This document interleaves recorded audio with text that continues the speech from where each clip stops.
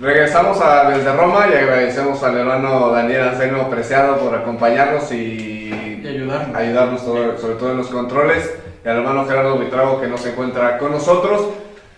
Vamos, cosas pastorales. Por motivos pastorales, efectivamente. Está haciendo visitas pastorales. Visita pastoral del hermano Buitrago. Y bueno, ahora vamos a platicarles de un evento muy importante que sucedió aquí en el Vaticano hace tan solo unos días. Se realizó el sábado pasado un consistorio en la Basílica de San Pedro, donde el Papa ha nombrado 6 nuevos cardenales. Aquí los hermanos José Enrique y José estuvieron ahí. Son cardenales del Líbano, de la India, de Nigeria, el cardenal Rubén Salazar Gómez de Colombia y el cardenal Luis Antonio Tagle de Filipinas, en un evento muy significativo para el Santo Padre, solo un día antes de la solemnidad de Cristo Rey, y ustedes estuvieron. Sí, de hecho se notaba muchísimo la catolicidad de la iglesia, ¿no? Porque había pues de los diversos países, por ejemplo los de África, siempre con ese carisma de alegría. O sea, a todos saludaban, sonriendo, con sus atuendos. Bueno, bailar yo no vi. Bueno, ha salido no sé. Pero bueno, muy alegres. Entonces, realmente a otros nos contagiaban, ¿no? Los de Filipinas, que también son una gente muy alegre. De hecho, también en las canonizaciones tuvieron un santo filipino, pues muy contentos. Ah, ok, sí. Parte de las canonizaciones. Sí, recuerdan que...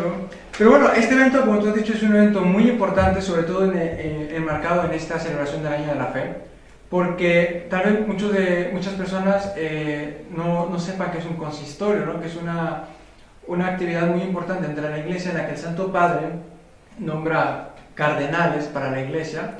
En primer lugar, porque ¿qué es un cardenal? ¿No? Nos podemos a pensar. Un cardenal es aquel hombre en el que la Iglesia confía y se supone que se les da este título, el Papa les da este título porque son hombres que son capaces de dar su sangre o de derramar su sangre para proclamar la fe de la Iglesia.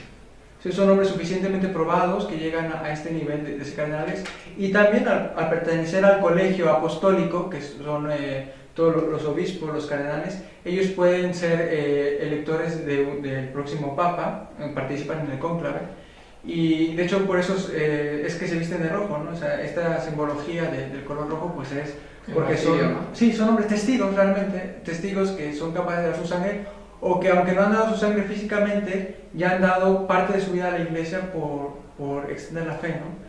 Pero también la humildad del Papa a los nuevos cardenales fue muy bonita, ¿no? Sí, de hecho habló de la catolicidad de la Iglesia. O sea, comenzó con la frase del credo, la iglesia, creo en una iglesia que es una, santa, católica y apostólica, y después dijo, me quiero centrar en la catolicidad.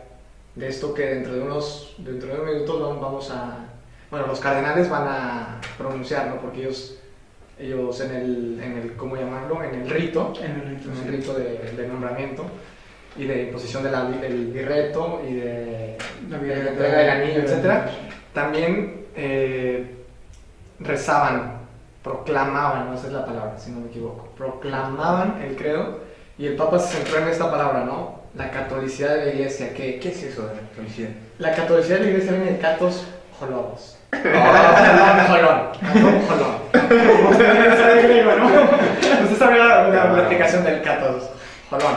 Pero es esa universalidad, esa apertura a todo, ¿no? El Papa hablaba de cómo Jesucristo, aunque en su misión histórica, terrena, estaba de lleno para las ovejas descarriadas de Israel, dice el Evangelio.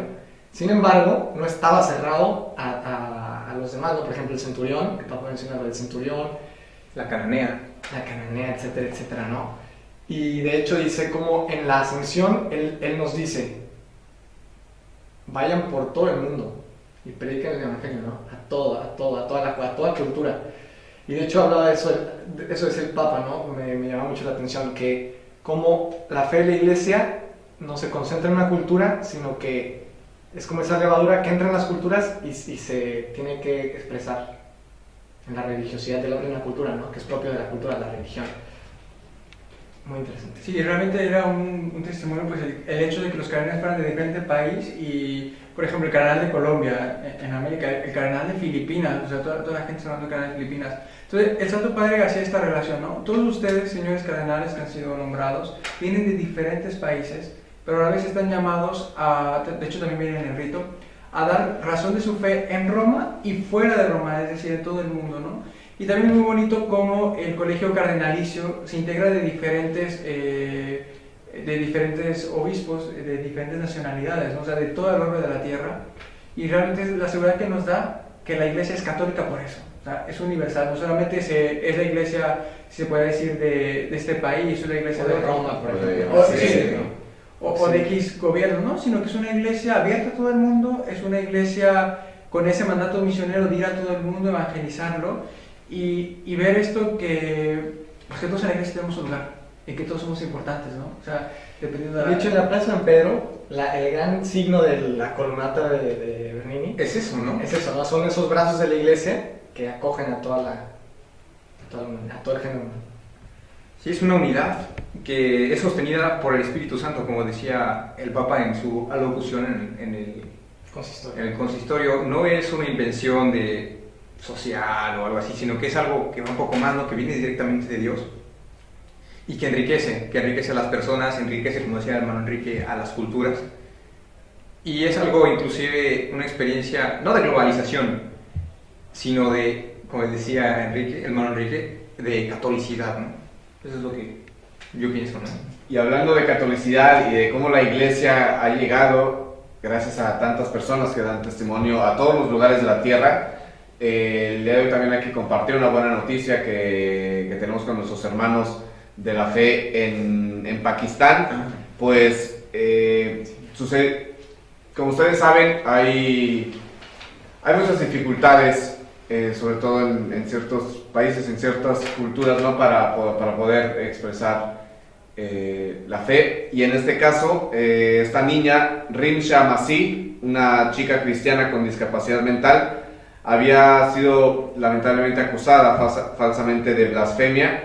Ella fue detenida el 16 de agosto y después puesta en libertad bajo fianza el 8 de septiembre.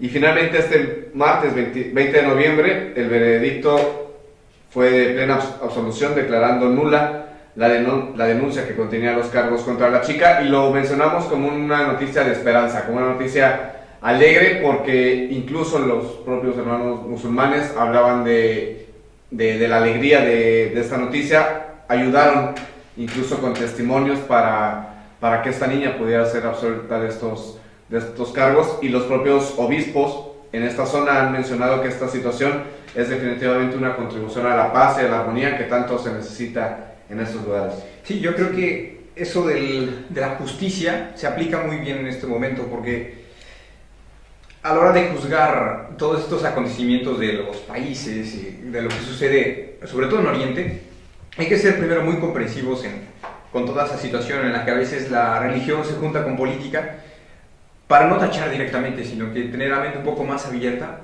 y alegrarnos por las cosas buenas, porque en ambas partes, como por ejemplo Pakistán, conviven cercanamente el Islam, el catolicismo, las determinaciones cristianas y el judaísmo.